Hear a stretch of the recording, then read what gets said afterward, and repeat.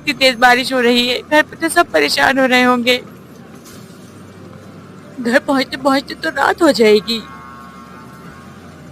Phone भी साथ नहीं लाया। يا من صليت لكل الأنبياء يا من في قلبك رحمة अब्दुल्ला, इतनी जल्दी में कहाँ जा रहे हो? الناس يا अब्बू अली गुम हो गया है, पता नहीं कहाँ चला गया, उसे ही ढूंढने जा रहा हूँ। حبيبي يا شافي कोई जरूरत नहीं है, आराम से घर पे बैठो। पर अब्बू, वो दोस्त, ये दोस्ती बात भी निभाना। क्या हो गया यूसुफ, बच्चे को क्यों डांट रहे हो?